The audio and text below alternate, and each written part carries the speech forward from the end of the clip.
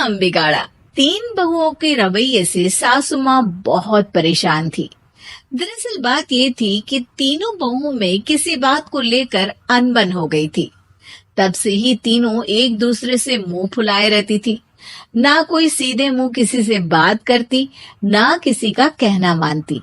पड़ोसी भी इस बात को जानते थे और जाने कैसे कैसे बातें भी करते। इसीलिए सासू माँ ने तीनों बहुओं को तुरंत अपने कमरे में बुलाया। मैं कई दिनों से देख रही हूँ, तुम तीनों अलग अलग सारे काम कर रही हो। ये सब नहीं चलेगा, तीनों को मिलकर ही काम करना पड़ेगा। सास की बात सुनकर एकदम से बड़ी बहू बोल उठती है। नहीं मम्मी जी, मैं इन दोनों के साथ कुछ नहीं कर सकती। मैं इस घर की बड़ी बहू हूँ, फिर भी ये मेरा कहना बिल्कुल भी नहीं मानती।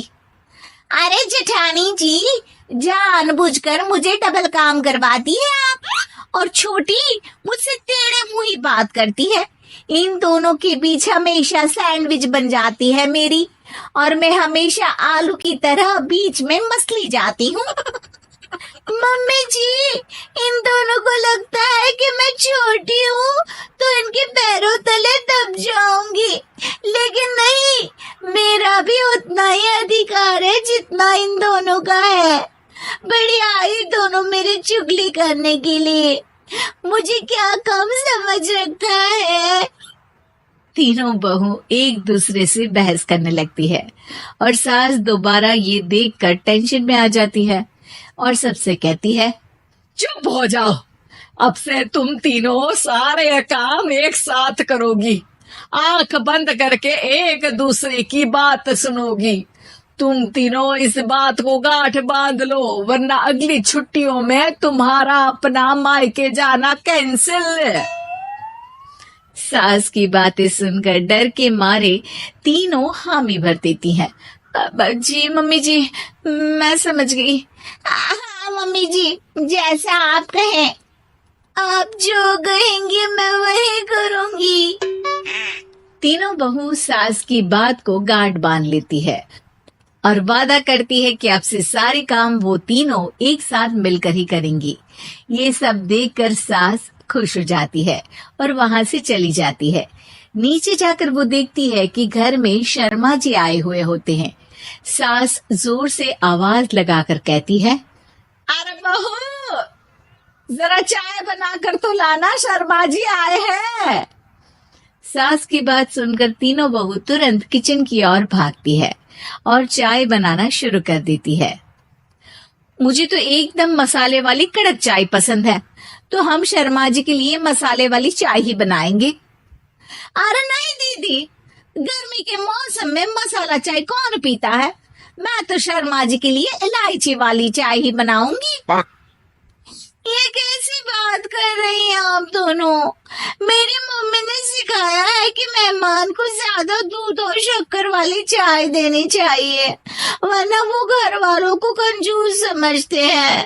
तो मैं तो शर्मा जी को ऐसी ही चाय दूंगी। तीनों बहुएं अपने अपने तरीके से चाय में शक्कर, मसाला, पत्ती सब डाल देती है। उबलने के बाद तीनों मिलकर चाय बाहर लेकर जाती है और शर्मा जी और सासू माँ को देती हैं। चाय पीने के बाद शर्मा जी सासू माँ को देखकर शर्मा जाते हैं और शर्मिंदा महसूस करते हैं कि आखिर उन्होंने चाय पीने के लिए हामी क्यों भरी। सासू माँ भी चाय पीना शुरू करती है और कहती है, अरे बहू, ये कैसी चाय बनाई है? चाय है या मीठे दूध की बासुंदी? हाँ, चाय अच्छी नहीं लगी क्या? कोई बात नहीं, हम पराठा बनाकर लाते हैं। चलो चलो अंदर। हाँ चलो। हाँ आती हूँ मैं भी। नहीं नहीं, मेरा पेट चाय ने ही चौपट कर दिया, वही काफी है। पराठे से पोपट नहीं करवाना, मैं तो चलता हूँ। शर्मा जी चुपचाप पतली गली से निकल जाते हैं। अगले दिन सास बहुओं से कहती है, अरे बहू, जाओ जाके ऊपर के गेस्ट हाउस की सफाई कर दो। कल हमारे यहाँ मेरे दूर के रिश्तेदार आने वाले हैं, तो पूरे कमरे को चमका देना, समझी? तीनों बहू सास की बात को मानकर ऊपर सफाई करने चली जाती हैं और तीनों कमरे की सफाई चालू कर देती है। बड़ी बहू मकड़ी के जाले साफ करती है तो बीच वाली झाड़ू लगाना और छोटी वाली सर्फ डालकर जमीन धोना शुरू कर देती है। अरे दीदी जिठानी जी, अभी मैंने पूरी फर्श धोई और अब फिर से धूल नीचे गिरा रही हैं। और मछली जिठानी जी, आप बिना झाड़ू की धूल यहाँ छटक रही हैं। अरे तीनों को साफ करना है, एक साथ सफाई करते हैं ना। अरे वही तो, हम साथ साथ हैं, घर साफ साफ है। तीनों बहू ऐसे ही काम में उलझ जाती है और 2 घंटे तक एक ही कमरे की सफाई करती रहती है। बहुत देर से अपनी बहुओं को ना देखने के कारण सास ऊपर कमरे में उन्हें देखने जाती है, लेकिन कमरे में घुसते ही वो गीली फर्श पर फिसलने के कारण नीचे गिर जाती है। ओरी मोरी मैया, हड्डी मरोड़ के रख दी। आए मेरी तो कमर ही टूट गई रे। तीनों बहुएं सास को उठाती है और बिस्तर पर सुला देती है। अरे मेरे हाथ पैर दर्द कर रहे हैं, दबा दो आराम मिलेगा। हाँ जी माँ जी। अरे जी माँ जी, जी माँ जी। और तीनों बहुएं एक साथ सास के हाथ को दबाना शुरू कर देती है। माँ की तो चीख ही निकल जाती है और नतीजा ये होता है कि सास के बचे हुए शरीर में भी दर्द उठ जाता है। हाय राम, ये क्या कर दिया तुम तीनों ने।